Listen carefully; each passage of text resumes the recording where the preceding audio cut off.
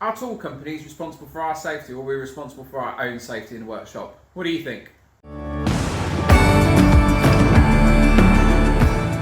Seems a simple enough question, doesn't it? Right? Is it our responsibility to look after ourselves, or is it the tool company's responsibility to look after ourselves? Now, this is a very interesting question that I see in many different forms on social media, online, Instagram, Facebook especially. We seem to be in a world now where people don't want to take responsibility for their own actions. Now, I'm not going to get drawn into a whole like he said, she said, or something like that, but I think that people seem to want other people to look after them instead of taking responsibility for their own actions, responsibilities, ideas, or just anything really in general. If you hadn't noticed, I live in the UK, right, which used to be, up until a couple of years ago, used to be part of the EU. And the EU seems to just treat everybody like babies, which is absolutely maddening for those of us who are grown up and just want to be able to get on with it. Now, I'm not saying all sort of safety is bad, because safety is good. You know, when I started out in building sites, we would be carrying buckets of muck all the way up to the top on bouncy old rubbish wooden ladders and wandering along on 1x4 joists. That's like,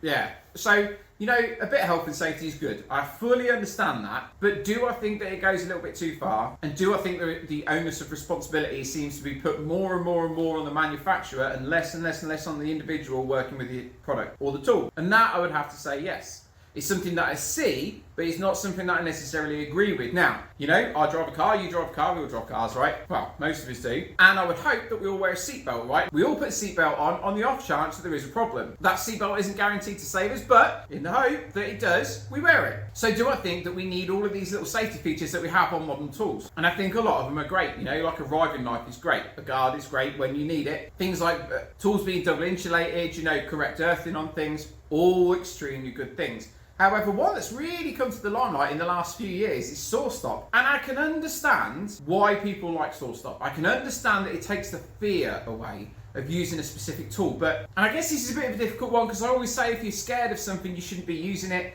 But then, you know, if you're not being taught, if you're in just like, well, if you're in an environment where you don't have a teacher, or you've just got to get on and do things yourselves, you're obviously going to need to just get on with things when you're scared or you're unsure or you have a little bit of fear about the tool. And I don't necessarily think having a little bit of fear about something is a bad thing. You know, if I'm using a really super sharp bushcraft knife, I'm obviously, in my head, I'm going to be like, well, you got to be careful, Josh, because I don't want to slice my finger off.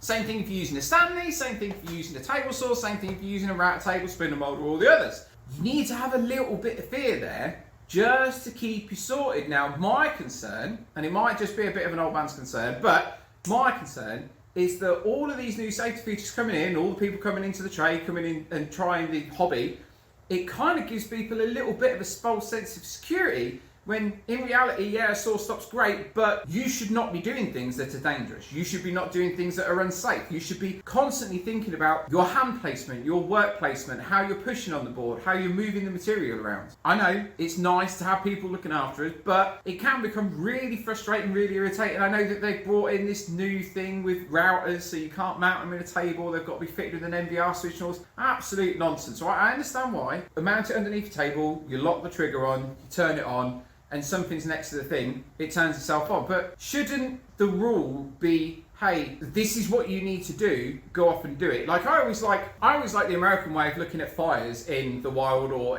on camping areas and all this sort of stuff is, hey look, you guys, this is how you look after a fire, this is how you put it out. This is what you need to do, right? Because we all know, if you're out in the middle of nowhere, right, you might sit there and have a fire. It's better to teach people how to prevent an issue than it is to mollycoddle them to not allow that issue to happen in the first place, right? So what we do in the UK is we sit there and say we ban all fires, right? You're banned from doing it, and well, it's kind of happens with a lot of things in the UK. It's like we ban everything. Instead of teaching people how to do things correctly, we just be like, you're all idiots, you can't do that, wipe it off. Which I think is wrong, really, and I'm not, and I think it's quite a dangerous thing to do, because I think that by creating a generation or a group of people who have to be told when something is dangerous, have to have all of these safety features there, they then rely on them too much instead of building their own safety net in their head. I don't know if that makes sense. It's 8 o'clock, it's Friday night, it's been a long week, right? But yeah, so that's my quick take on it. Do I think it's the tool company's responsibility? No, not really. It's like having a car that could do 175 miles an hour and they limit to 155. Why? Right? It's like blaming the tool tool when it's the individual that's used the tool to create a problem. It's stupid. Like, it genuinely is stupid in my eyes. Yes, bad things happen, accidents happen, stupid people do stupid things, but that's just part of life, right? We can't just wrap everybody up in cotton wool and hope everything is going to be okay, because it's not. What we need to do is we need to have a generation of people that are self-reliant, that understand how to do things safely, that understand how you need to go about something if you have no idea about how to do it with a safe manner, and we all just need to be a little bit more grown up. That's my take on it. You let me know what you think below. You have a great evening, you have a great weekend. I am going to go home, grab myself a whiskey and a shower and get back to work in the morning. All right, you take it easy, you have fun. Thank you very much for watching.